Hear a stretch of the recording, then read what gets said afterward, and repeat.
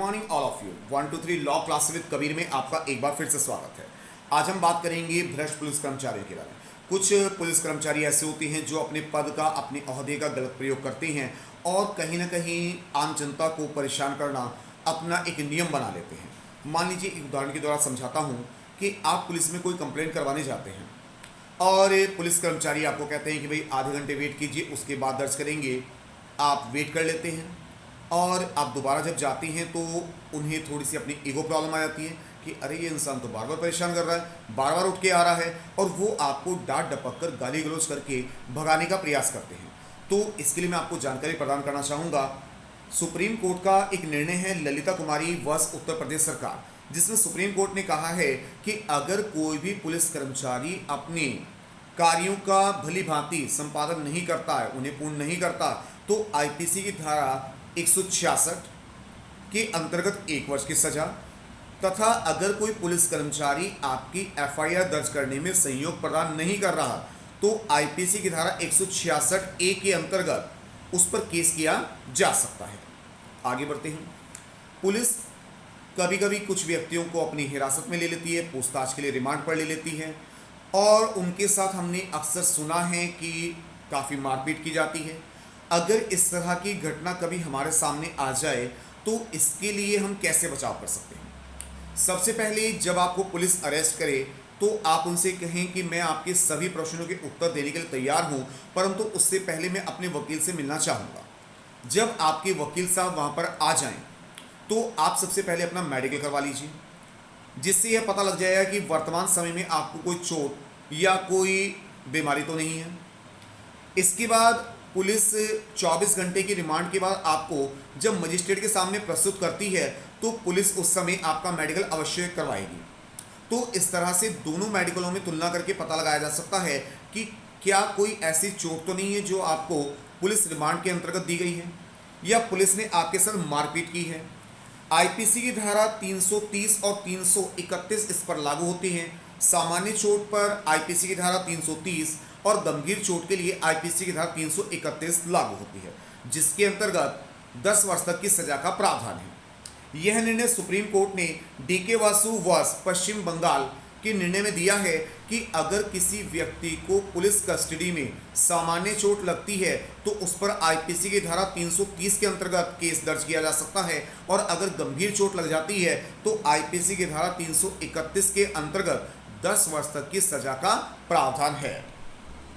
इसके अतिरिक्त मैं आपको जानकारी प्रदान करना चाहूँगा कि अगर पुलिस रिमांड में पूछताछ के नाम पर किसी व्यक्ति के साथ मारपीट करती है तो सीआरपीसी की धारा 167 भी इस पर लागू होती है, और मारपीट आर्टिकल 21 के अवहेलना माना जाएगा।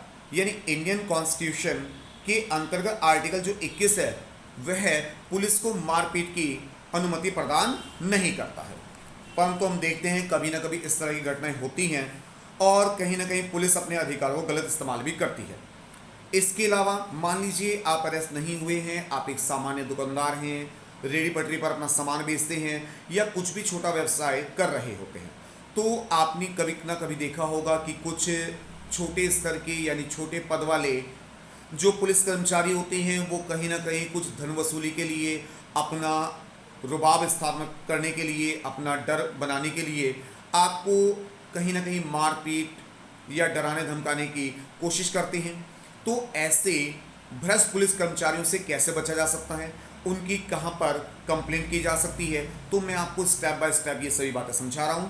तो सबसे पहले आप ऐसे पुलिस वालों की शिकायत HSO यानी कि जो थाना प्रभारी होता है उनसे कर सकते हैं।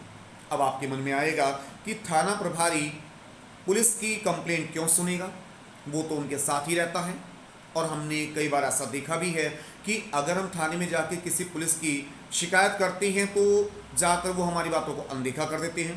कोई प्रॉब्लम नहीं है, हमारे पास अगला स्टेप है, हम अपने शहर के ASP पे इस चीज़ की कंप्लेंट कर सकते हैं, लिखित एप्लीकेशन डाल सकते हैं, और अगर आपको लगता है वहाँ पर भी आपकी सुनवाई नहीं हो रही है तो आप पुलिस कंप्लेंट रूम में अपनी शिकायत कर सकते हैं।